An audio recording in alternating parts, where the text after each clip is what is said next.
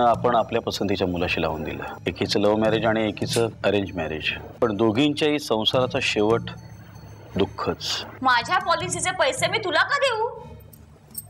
का म्हणजे? बायको आहे तू माझी.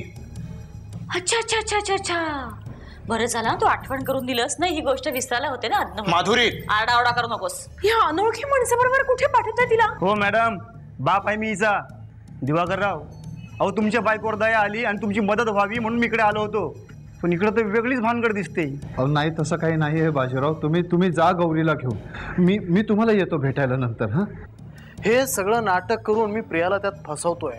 प्रिया फसत चाललेली पाहून मला जाम आनंद होतोय, जाम मजा येते.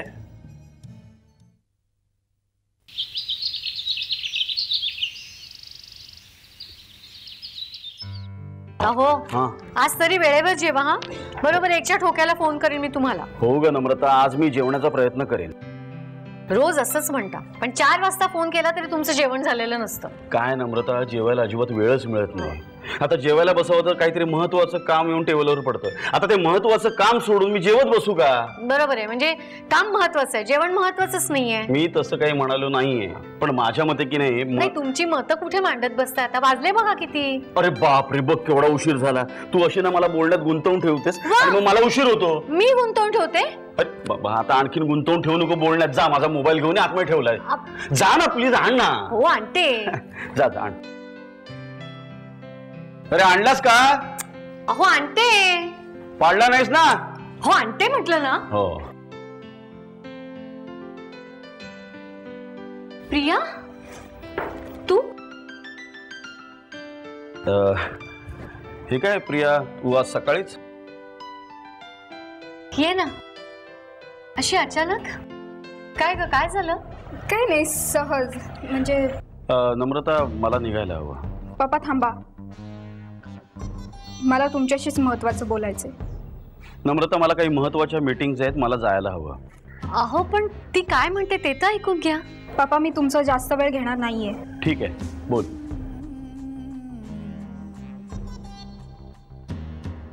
काय ग, काय झालं? बोल ना बाळा. पप्पा, काल मला इन्शुरन्स कंपनीकडनं लेटर आलं. तुमची पॉलिसी मॅच्युअर झाली आहे, तेव्हा पुढच्या महिन्यात येऊन तुम्ही तुमचे पैसे घेऊन जा असं त्यात मेन्शन केलंय. हो, मी तुम्हा दोघींच्या नावाने 5-5 लाखाची पॉलिसी काढली होती. अरे वा, छान. म्हणजे दोघींनाही 5-5 लाख रुपये मिळतील. ही तर आनंदाचीच गोष्ट आहे. थांब, मी साखर घेऊन येते. मम्मा थांब प्लीज, माझं अजून पूर्ण बोलून झालेलं नाहीये. मामा, मला हे पैसे नको आहेत. काय? हो, मला हे पैसे नको आहेत. अगं पण का? कारण ते पप्पांचे. हे बघ, ते पैसे माझे असले तरी मी ते तुमच्या नावाने इन्व्हेस्ट केले होते, तेव्हा ते पैसे तुमचेच आहेत. आणि प्रिया, या अगोदर तुला मी जे पैसे दिले तेही पप्पांचेच होते. हो, माहितीये मला. आता मी ठरवलंय, पप्पा जोपर्यंत प्रतीकवर विश्वास ठेवत नाही तोपर्यंत मी त्यांचे पैसे घेणार नाही. हे बघ प्रिया, ते पैसे जर तुला नको असतील तर ते नको घेऊस, कारण तो प्रतीक माणसाच्या रूपात एक लांडगा आहे, फसवा लांडगा. पप्पा प्लीज, प्रतीक बद्दल हे असलं काहीतरी बोलू नका. हे सगळं ऐकण्यासाठी मी इथे आलेले नाहीये. आणि तुमचे पैसे घेण्यापेक्षा उपाशी मेलेलं बरं.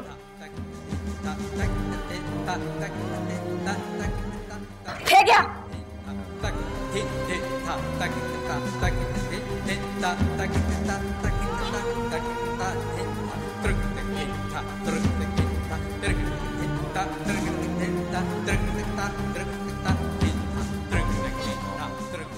अहो तुम्ही शांत राहा ना. मी शांतच आहे, येतो मी.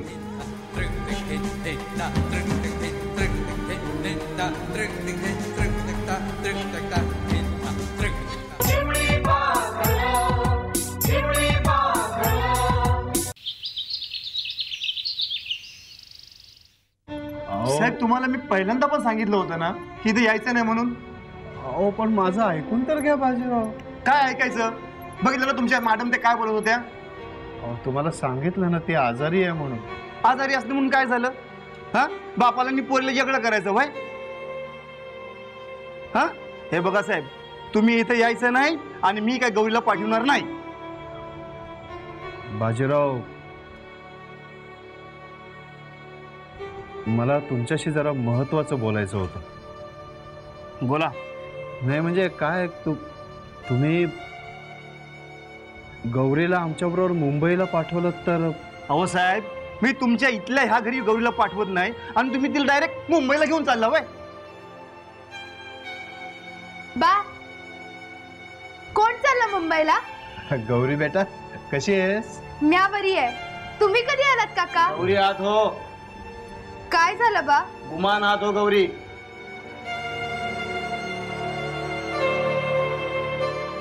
अहो पोरीवर कशाला ओरडताय उगाच? ते वर्डर नाही तर काय पण करण, माझी पोर आहे ती. तुम्ही बोला, तुम्हाला काय बोलायचं ते. बाजीराव, तुम्ही जर गौरीला माझ्याबरोबर मुंबईला पाठवलत ना तर मी तिला तिथे कशाचीही कमतरता भासू देणार नाही.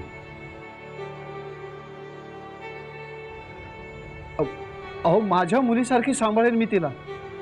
आवराव, तुम्ही ते एकदम डायरेक्ट माझ्या गळ्यामध्ये पडायला लागलात. अहो हो, तर पाहिजे तेवढे पैसे देतो तुम्हाला. काय हो साहेब, आम्ही आमच्या पोरीला इकाया काढली नाही. तुमचा पैका ठेवा तुमच्या पाशीच. तुमच्या मुंबईला भेटतील की तुम्हाला लय पोरी बाळी, तिथंच घ्या एखादी इकत. अहो नाही, तुमचा काहीतरी गैरसमज होतोय. हो हो, समज नाही आणि गैरसमज पण नाही.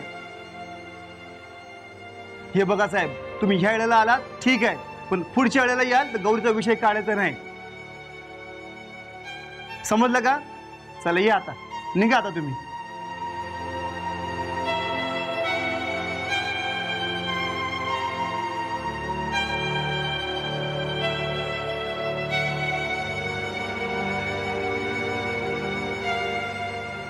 हे बघा बाजीराव, तुमचा जर चुकून विचार बदललाच तर मी माझं हे कार्ड ठेवून जातो इथे.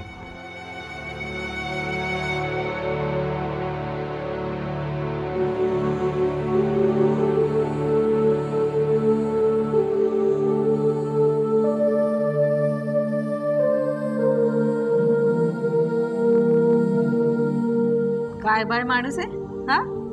म्हणे इकत घेतो पोरीला. हा, पैकत येतो. आम्हाला काय आमची पोरगी जड नाही झाली? नाहीतर काय. तू जेवणाची तयारी कर, मी येतो तोपर्यंत. वय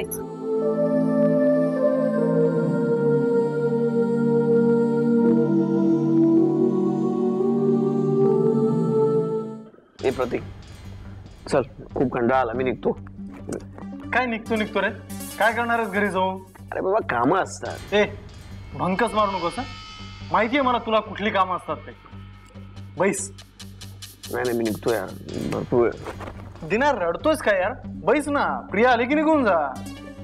आता प्रिया वहिनी कधी येणार आणि मी.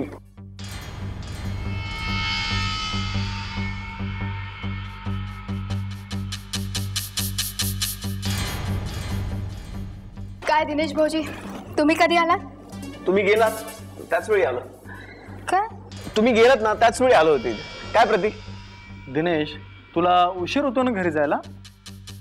हो उशीर तर होतोय पण अरे मग निघ ना. वहिनी दिनेश भाऊजी, चहा घेऊन गेला असतात तर. हो हो चहा चहा चहा. अगं प्रिया, काय ना, तू येण्या अगोदरच आम्ही चहा घेतला होता. दिनेश, तुला उशीर होतो ना, एक काम करूयात, आपण नंतर भेटूयात. चल बाय. बरं प्रिया वहिनी येऊ? हा जा. बरं येऊ वहिनी? हो ये. ठीक आहे.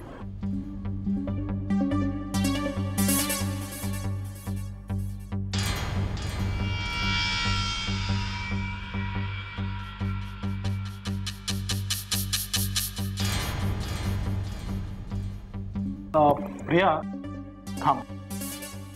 सकाळी पप्पांकडे कशासाठी गेली होतीस तू? लेटर परत करायला. कसलं लेटर? पॉलिसीचं. पप्पांनी आमच्या दोघींच्या नावावर 5-5 लाखाची पॉलिसी उतरवली. ती आता मॅच्युअर होतीये, त्याचे पैसे येणार आहेत. काय? 5 लाख रुपये? कुठे आहे, कुठे ते पॉलिसी लेटर? परत देऊन आलो मी. परत देऊन आलीस? कोणाला? पप्पांना. अगं पण ते लेटर तू परत का केलंस? प्रतीक, अहो पप्पा सारखे तुमचा अपमान करत असतात, सारखा तुम्हाला खोटं ठरवण्याचा प्रयत्न करत असतात. आणि अगं पण त्या लेटरशी, त्या पॉलिसीच्या पैशांशी या सगळ्या गोष्टींचा काय संबंध आहे? हो प्रतीक, ज्या माणसाच्या मनात माझ्या नवऱ्याविषयी थोडीशी सुद्धा आस्था नाहीये, जो त्याचा सतत अपमान करत असतो, त्याच्याकडनं पैसे कसे घेऊ मी? मला नाही जमणार पैसे घ्यायला. प्रिया, अगं ते 5 लाख रुपये होते. प्रतीक, 5 कोटी जरी असते तरीही मी घेतले नसते.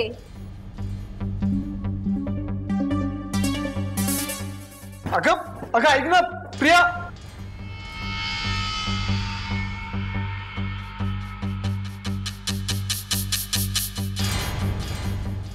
हिला 5 लाख रुपये मिळणार. चला आता आणखीन एकदा 5 लाख.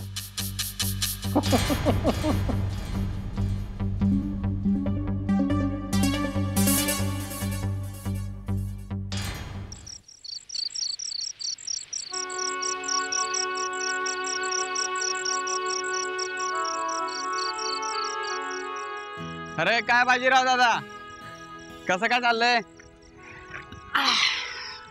जेवण वगैरे झालीत की नाही? शिरपण लई दिवसांनी आलास रे. होय दादा, सासूरवाडीला गेलतो. अगं हे रुक्मिणी, बाहेर ये की, बघ की कोण आलंय ते. ये लवकर. अव कशा पायी वरडताय? अगं बघ की कोण आलंय ते. अरे शिरपा, तू कधी आलास र? यो काय वहिनी आत्ताच आलो. काय म्हणते तब्येत? अरे कसली तब्येतीचं घेऊन बसलास? डोक्याला लई त्रास झालाय बघ. काय झालं? अरे सांग की, काय म्हणते वहिनी? काय नाही र. अरे मुंबईहून कोण पाहुणं आलंय, वाड्याच्या जवळच राहत्यात. हा मग? अरे त्यांची लेक वारली असं म्हणत होते. अरे ते म्हणतात त्यांची लेक आपली गौरीवाणी दिसते. होय का? आता मुद्द्याचं काय ते बोला की. अगं बोलतो की, थांब की व्हायचं. अरे ते असं ना. तुम्ही थांबा, मीच सांगते. अरे ते आपल्या गौरीला मुंबईला घेऊन जाणार आहेत, लय पैका देणार आहेत म्हण. आणि म्हणत होते की आपल्या लेकीवानी सांभाळ करू, काय बी कमी पडू देणार नाही. आणि काय ते कपडा लत्ता बी देऊ म्हण. काय समजन असं झालंय बघ. मग तुम्ही काय म्हणलात? काय म्हणतो? हाकलून लावलं ते असणी. अरे आमासनी भीक लागली की काय? हा, ह्या पोरीचं पोट आम्ही भरू शकत नाही. हा, तिला कपडा लत्ता देऊ शकत नाही वय. खंबीर आहे हा बाप. झालं तुझं बोलू? हा झालं. आता मला सांग, किती खंबीर आहेस रे तू? हा म्हणजे? अरे किती खंबीर आहेस तू? हा, अरे या वर्षाला पाऊस नाही पडला म्हणून त्या हनुम्यानं जीव दिला. पोराबाळाला अन्न पाणी खायला नव्हतं म्हणून. आणि तो हनुम्या गावभर डोक्यावर कर्ज घेऊन हिंडत होता. पोराबाळांना बेवारस करून गेला. माहित आहे ना हो तुला? होय र. बाजीराव, आता मला एक सांग, किती रे कर्ज तुझ्यावर? ते असेल काहीतरी 70-80 हजार. कधी फेडणार आहेस ते? अरे बघन की, ते माझ्या कर्जाचं मी बघून घेईन. अरे शिरपा, विषय कुठला चाललाय आणि तुम्हा दोघांचं काय चाललंय? विषय तोच चाललाय वहिनी. वहिनी, तुमची बी उपासमार होते ना कधी कधी. खरं का खोटं सांगा? खरं आहे. हो, मग आपल्या पोरीचं भलं होतंय, मग का पाठवणं तिला मुंबईला? अरे असं कुणा संग बी कसं काय पाठवावं मुंबईला लेकीला? त्या मुंबईच्या पाहुण्यासनी मी भेटलोय. आपल्या STD वर फोन करायला आला होता. माझ्याशी लय चांगला बोलला आणि मला तर लय भला माणूस वाटतो तो. अरे पण असं एकट्या पोरीला मुंबईला पाठवणं म्हणजे कसं काय ते? हे बघ बाजीराव, पोरीचं भलं व्हावं असं जर तुला वाटत असेल ना, तर तिला मुंबईला पाठव. अरे आनंद, तू बी जा की तिच्या संग. पोरीला एकटी कशा बाई पाठवायची?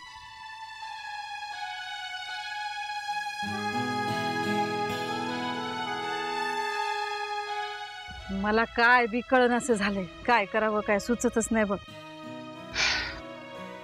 हे बघा वहिनी, बाजीराव दादा, तुम्ही दोघं मिळून काय तो विचार करा आणि काय तो योग्य तो निर्णय घ्या. चला आता येड बिलय झाली आहे, मी जातो घरला. येतो वहिनी.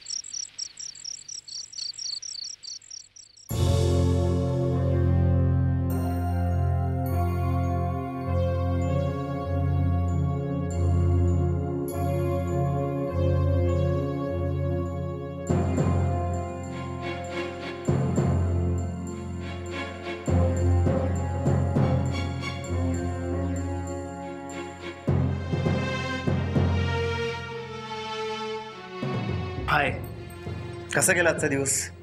मस्त. माधुरी, आज एका ठिकाणी मी जागा बघितली. जागा? कशासाठी? ऑफिससाठी. ऑफिस? कोणाचं?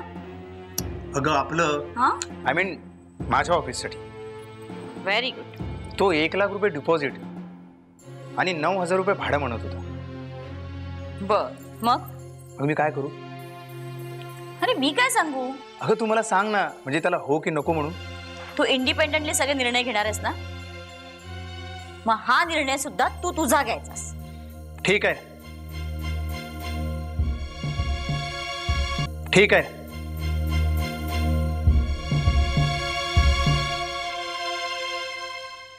म्हणजे जास्त टोमणे मारायची गरज नाहीये.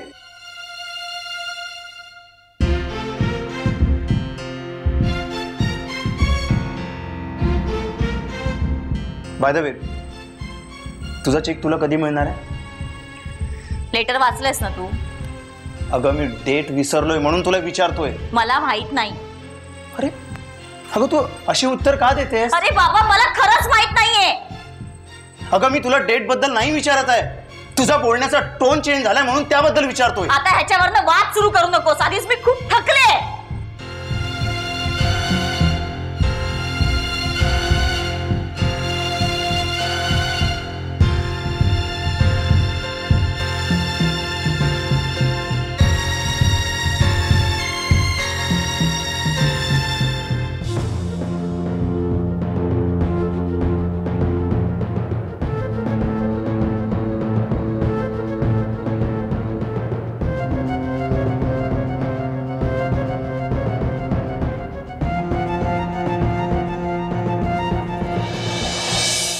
पण ते पैसे मिळणार कधी होते? मिळतील 10-15 दिवसांनी. काय? तिने ते लेटर परत मागितलं होतं, मी दिलं ते तिला. द्यायला नको होतं का? अगं वेडी आहेस का तू? अगं तिचे पैसे त्यांच्यासाठी ठेवलेले होते, त्यांनाच मिळायला पाहिजेत ते. पण दुःख एकच वाटतंय अमृता, की ते पैसे तो नालायक प्रतीक वापरणार.